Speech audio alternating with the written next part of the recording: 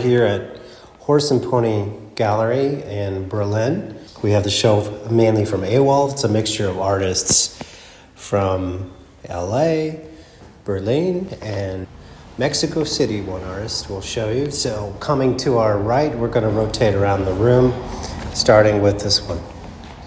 This is Thomas Whittaker Kidd, Boating Party Embracing the Peril. It's oil on panel.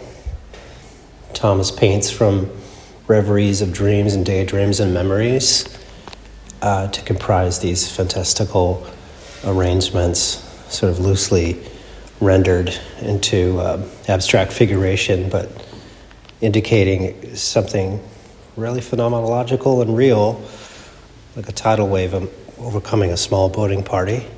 A lot of the work is very personal to him. I'm sure he could speak more about it. This work was chosen because of how it connects to the theme of decay, civilization, demise, and distress, I suppose. Next one here is one I brought from LA, and the title of it is Delta Foxtrot 2088. A little bit closer on some detail after you see the whole image. This is actually somewhat of a fantasy car. Sometimes it's where the logos went in these 1970 really heavy metal vehicles like this. And this was the car that, the first car I was ever driven in by my mother, who had an Oldsmobile Delta 88. Also something that's historic and dated and within this decaying space that might have been left for decades. And there's a lot of buildings that look just like this that stand for years in the stasis of decay in cities, Midwestern cities like Detroit.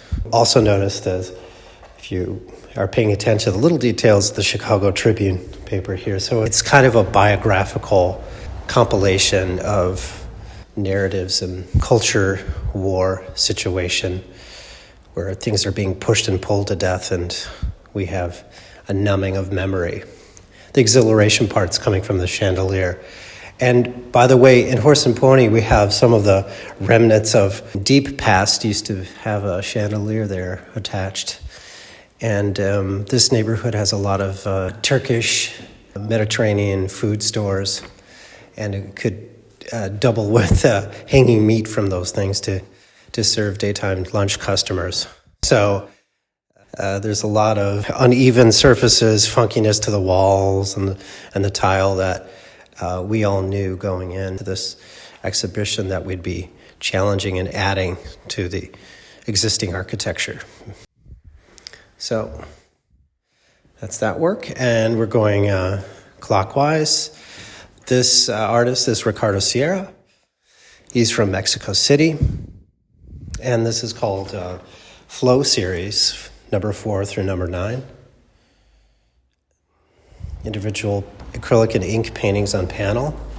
If you want to come in closer, Ricardo's really good at tiny individual detail when he wants and then loosening up on other parts.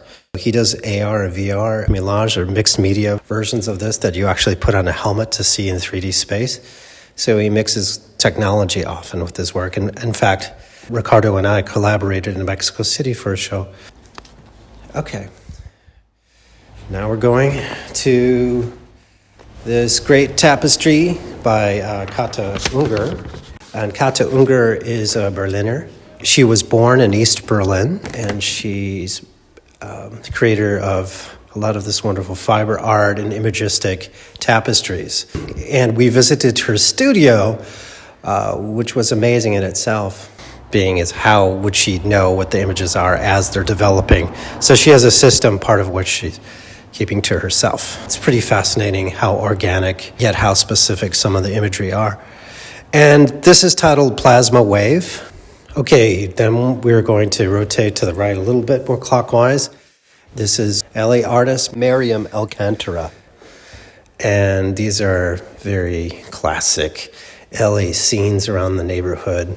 Echo Park, really anywhere in LA. This one's called Hoover Diamond. This is construction sign, Bloom. I think it says the title is Sign Bloom.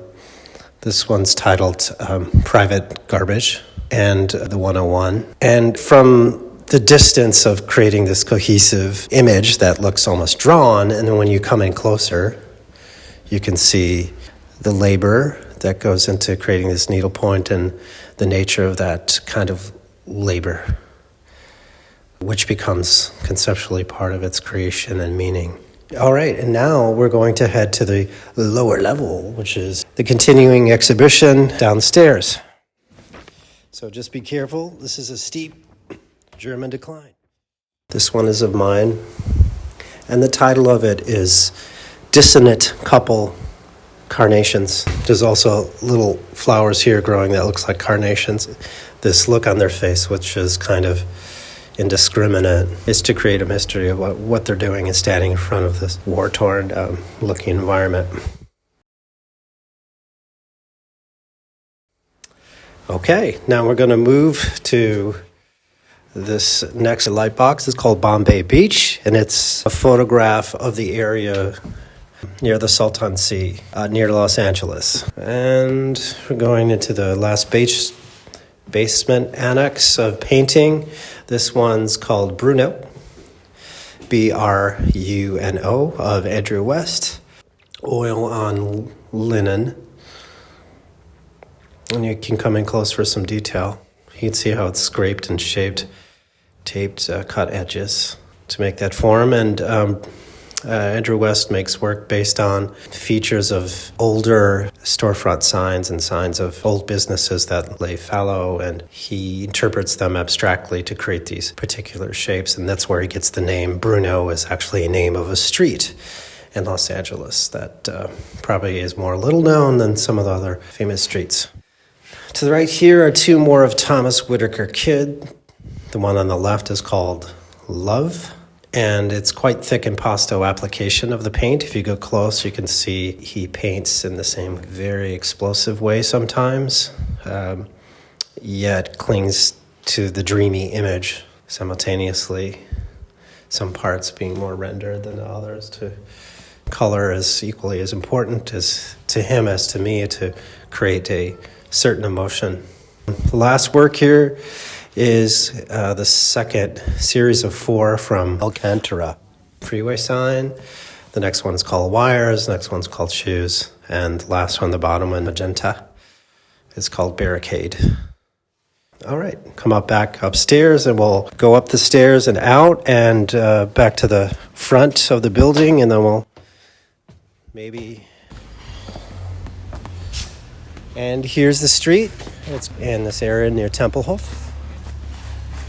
Dedicated space here for artists. Part of the string of artist-run galleries around here, and participating with BLAM. That's it.